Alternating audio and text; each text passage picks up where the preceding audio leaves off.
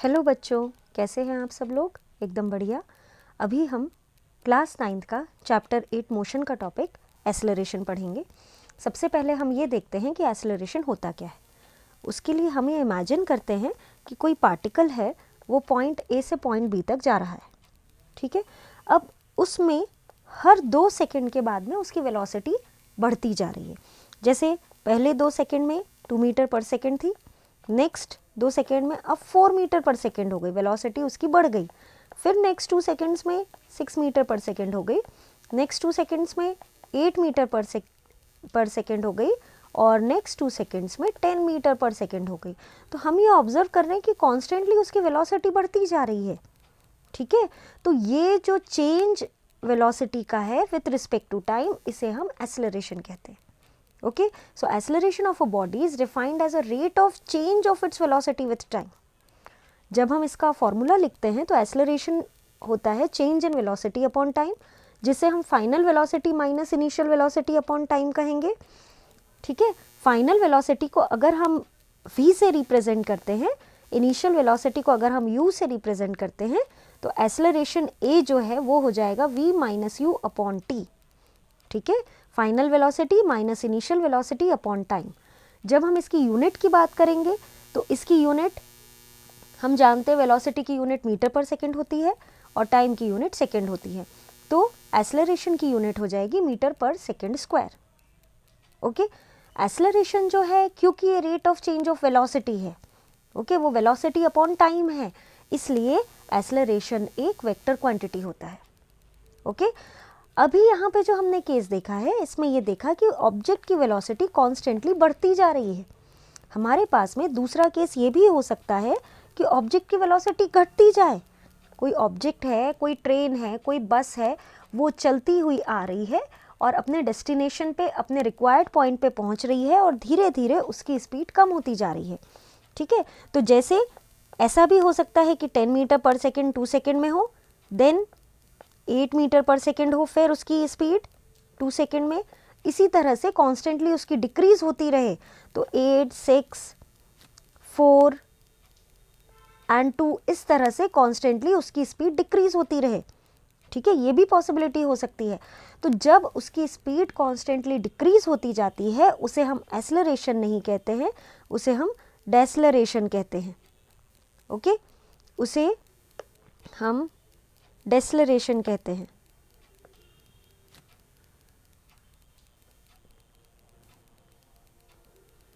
Okay, या फिर इसे नेगेटिव एक्सेलरेशन कहते हैं। अगर एक्सेलरेशन के फॉर्म में हमें रिप्रेजेंट करना है तो हम इसे नेगेटिव एक्सेलरेशन कहेंगे या डेसेलरेशन कहेंगे। Okay, so is this thing clear to you? Now uniform acceleration क्या होता है? किसी भी ऑब्जेक्ट का एक्सेलरेशन यूनिफॉर्म तब होता है जब उसकी वेलोसिटी इक्वल अमाउंट में वेरी कर रही हो। इक्वल अमाउंट में वेरी करना मतलब, जैसे हमने अभी देखा था कि हर बार उसकी स्पीड जो है वो 2 मीटर पर सेकेंड और बढ़ती जा रही थी 2-2 सेकेंड में। यहाँ पे 4 मीटर पर सेकेंड हो गई थी नेक्स्ट 2 सेकेंड्स में, फिर 8 मीटर पर सेकेंड हो गई थी नेक्स्ट 2 सेकेंड्स में। इस तरह हर 2 सेकेंड्स के बाद में उसकी जो स्पीड है वो बढ़ती जा रही थी, 2, 4, 6, 8 लाइक दैट, वो ऐसे बढ़ती जाएगी। ठीक है, तो उसे हम कहेंगे कि बॉडी का जो एक्सेलरेशन है वो यूनिफॉर्म है। क्लियर?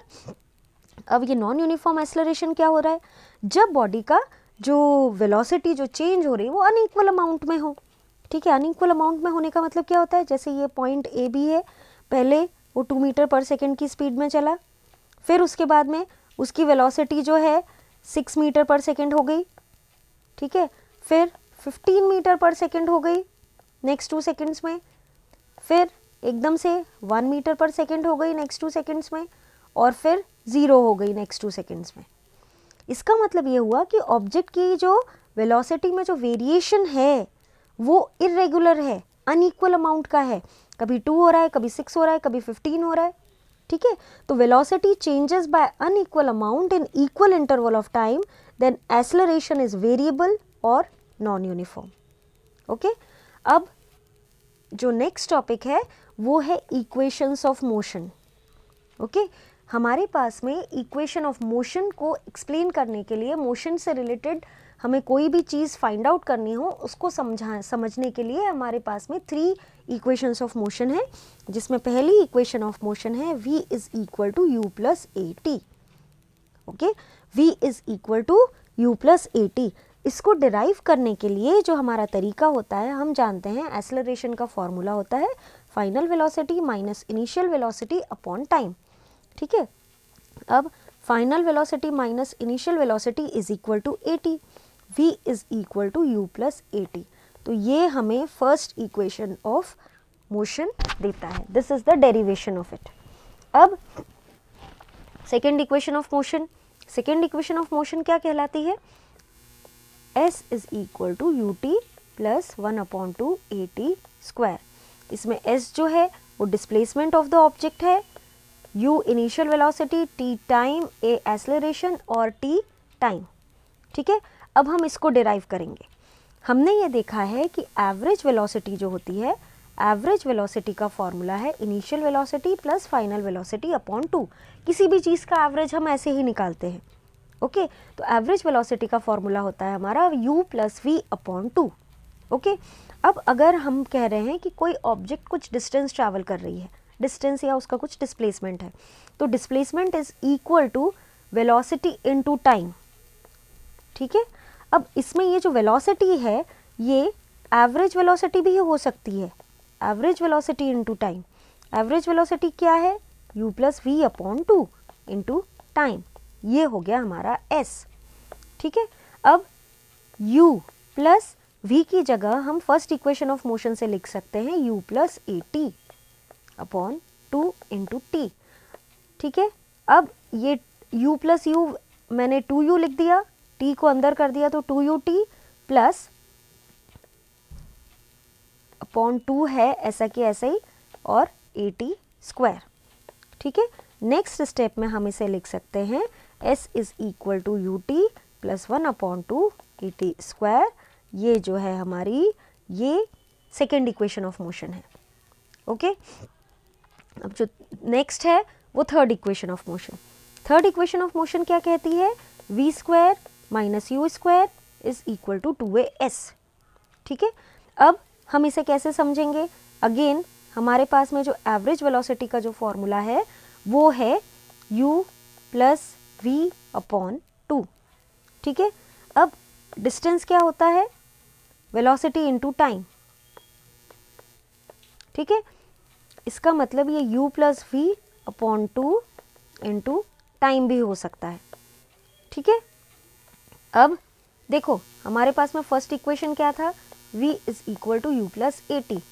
ठीक है, इसका मतलब v minus u is equal to a t, तो t को हम लिख सकते हैं v minus u upon a. ठीक है, तो u प्लस वी अपॉन 2 और t हो जाएगा v minus u upon a. ठीक है, तो इसे हम लिख सकते हैं, अब यहाँ पे ये v माइनस यू और v प्लस यू दोनों मिलके फॉर्मूला हो जाएगा v square minus u square. तो ये v square minus u square upon 2a, ये हमने a minus b a plus b का फॉर्मूला लगा के a square minus b square लिख दिया है। तो s हो गया हमारा v square minus u square upon 2a। तो इससे हम v square minus u square is equal to 2as लिख सकते हैं, v स्क्वायर हो जाएगा u स्क्वायर प्लस 2as। ये दोनों ही हमारी थर्ड इक्वेशन ऑफ मोशन है। ठीक है, इन तीनों इक्वेशन ऑफ मोशन को बहुत अच्छे से पढ़िएगा बच्चों, इनकी हमेशा न्यूमेरिकल सॉल्व करने के लिए हमें ज़रूरत पड़ती है। आप मेरे इस चैनल को, वीडियो को लाइक करिए, चैनल को सब्सक्राइब करिए, ताकि आपको सभी आगे आने वाले वीडियोस का